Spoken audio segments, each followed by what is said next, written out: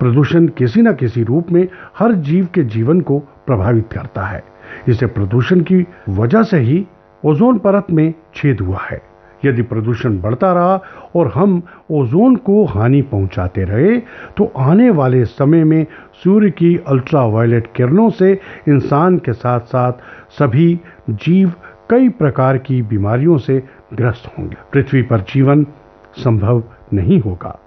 हर एक देश, समाज और व्यक्ति को मिलकर प्रदूषण को रोकना होगा, तभी ओजोन परत की रक्षा हो सकती है। दोस्तों, वायु में प्रदूषण के कारण हवा इतनी दूषित हो गई है कि सांस लेना भी मुश्किल हो गया है। गाड़ियों, कारखानों से जो धुआं निकल रहा है वो हवा में जहर घोल रहा है। इसके कारण वायु प्रदूषण बढ़ रहा है। सिर्फ वायु प्रदूषण ही नहीं बल्कि जल प्रदूषण, ध्वनि प्रदूषण भी बढ़ रहा है। पृथ्वी के वायुमंडल समताप मंडल में ओजोन की एक परत है। ये हल्के नीले रंग की गैस होती है। इसकी परत सामान्यतः धरातल से 10 किलोमीटर से 50 किलोमीटर की ऊंचाई के बीच पाई जाती है। ओजोन ऑक्सीजन के 3 परमाणुओं से मिलकर बनी है।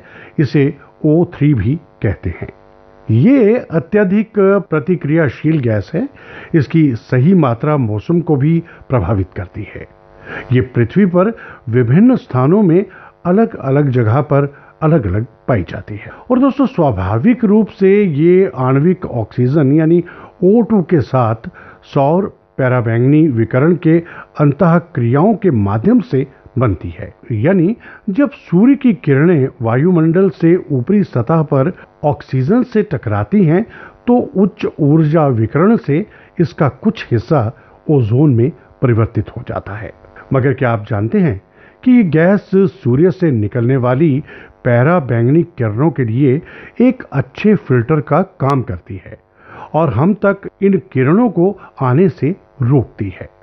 साथ ही विद्युत विकास क्रिया, बादल, आकाशीय विद्युत एवं मोटरों के विद्युत स्पार्क से भी ऑक्सीजन ओजोन में बदल जाती है। हम सभी जानते हैं कि ओजोन जो है वो हमें हानिकारक यूवी विकिरण से बचाती है, लेकिन जमीनी स्तर पर ओजोन खतरनाक होती है और प्रदूषण का कारण बनती है। इसलिए इसे एक प्रमुख वायु प्रदूषक भी माना जाता है।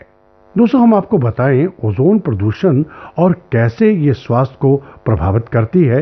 दरअसल ओजोन पृथ्वी के ऊपरी वायुमंडल और जमीनी स्तर पर दोनों जगह होती है। ये कहाँ पाई जाती है के आधार पर ओजोन अच्छी या बुरी हो सकती है। अच्छी ओजोन यानी गुड ओजोन पृथ्वी के ऊपरी वायुमंडल में स्वाभाविक रूप से होती है और इसे स्ट्रेटोस्फेरिक ओजोन भी कहा जाता है। यहाँ पर यह हमारे लिए सुरक्षात्मक ढाल का काम करती है और हमें सूर्य के हानिकारक यूवी विकिरण से बचाकर विभिन्न मानव निर्मित रसायनों के कारण ये आंशिक रूप से नष्ट हो रही है और ओजोन में छेद हो गया है।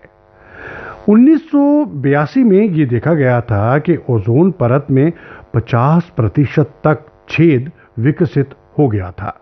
प्रत्येक वसंत ऋतु के दौरान देखे जाने पर ये छेद मौजूद रहता है। निम्बस 7 उपग्रह ने 1985 में इस सिद्धांत की पुष्टि भी की है। ओजोन की परत इस जगह पर काफी पतली हो गई थी।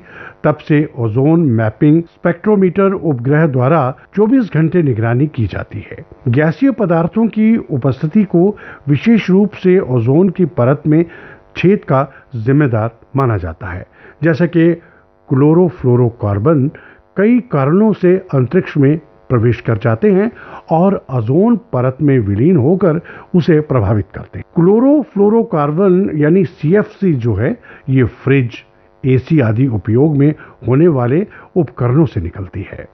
बैड या हानिकारक ओजोन यह जमीनी स्तर पर पाई जाने वाली गैस है जो सीधे हवा में उत्सर्जित नहीं होती है और इसे ट्रोपोस्फेरिक ओजोन के रूप में जाना जाता है।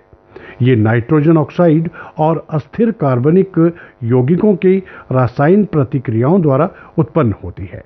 ऐसा तब होता है जब प्रदूषक कारों, बिजली संयंत्रों, औद्योगिक बॉयलर, रासायनिक संयंत्र आदि द्वारा उत्सर्जित होते हैं और ये रसायन सूर्य की रोशनी की उपस्थिति में प्रतिक्रिया करते हैं।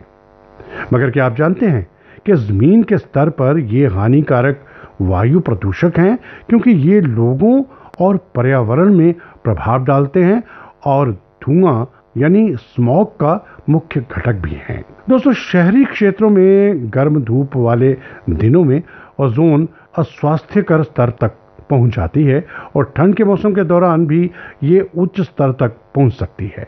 अब आप सोच रहे होंगे कि ग्रामीण इलाकों में ये ओजोन पहुंचती है या नहीं। जी हाँ, ग्रामीण इलाकों में भी जमीनी स्तर पर ओजोन हवा के जरिए पहुंच सकती है और उच्च ओजोन के स्तर को अनुभव किया जा सकता है। आखिर ओजोन आती कहां से है? दोस्तों, वायुमंडल में ओजोन यानी स्मोक स्टैक, टेल पाइप्स आदि से बाहर आने वाले गैसों से विकसित होती है। जब ये गैस सूर्य की रोशनी के संपर्क में आती है तो प्रतिक्रिया के कारण धुएं यानी ओजोन में बदल जाती है। कार्बन मोनोऑक्साइड जो ऑटोमोबाइल से उत्सर्जित होती है, कारखानों से निकलने वाला धुआं, डीजल इंजन, पेट्रोल आदि से निकलने वाले अपशिष्ट, ज्वालामुखीय विस्फोट और जंगल की आग आदि, इन्हीं सब के कारण पृथ्वी का तापमान लगातार बढ़ता जा रहा है। 1996 में सीएफसी पर प्रतिबंध लगाने के बावजूद भी प्रत्येक वर्ष इस छेद में लगातार वृद्धि हो रही है। तापमान के बढ़ने से ध्रुवीय बर्फ पिघल रही है, जिस कारण कुछ द्वीपों में बाढ़ भी आती रहती है। दोस्तों, अब सवाल ये पैदा होता है कि ओजोन प्रदूषण से किसको सबसे बड़ा खतरा है?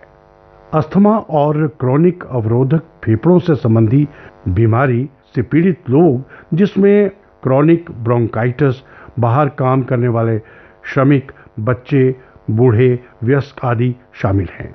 कुछ सबूत बताते हैं कि महिलाओं सहित अन्य समूह जैसे मोटापे से ग्रस्त लोग और कम आय वाले लोगों को ओजोन का अधिक जोखिम भरा सामना करना पड़ सकता है। कुछ अनुवांशिक विशेषताओं वाले लोग और विटामिन सी और ई जैसे कुछ पोषक तत्वों के कम सेवन करने वाले लोगों को ओजोन अनावृत्ति के कारण अधिक रिस्क हो सकता है। दोस्तों, कहने का मतलब ये है कि इस बात को नकारा नहीं जा सकता कि यदि ओजोन परत नहीं होती तो हमारे ग्रह पृथ्वी पर रहने वाले हर जीव का स्वास्थ्य खतरे में होता, क्योंकि ये सूर्य से आने वाले पैराबैंगनी प्रकाश को हम तक पहुंचने से रोकती है। परंतु ओजोन में छेद होने के कारण बीमारियों के होने का खतरा काफी बढ़ रहा है। इसलिए हमें ऐसे रास्ते को अपनाना चाहिए जिससे न सिर्फ हमारा फायदा हो, बल्कि हमारी आने वाली पीढ़ी भी इस बेहद खूबसूरत धरती का आनंद ले सके। दोस्तों, वर्ल्ड ओजोन डे यानी विश्व ओजोन दिवस पर आइए एक प्रतिज्ञा लें कि हम ऐसी जीवन शैली को जिएंगे और जीने के लिए बढ़ावा देंगे जिससे प्रदूषण कम से कम हो, ओजोन परत की रक्षा हो सके। विश्व ओजोन दिवस के बारे में जागरूकता बढ़ाने के लिए और प्रदूषण कम करने के लिए हम पूरे प्रयास करेंगे।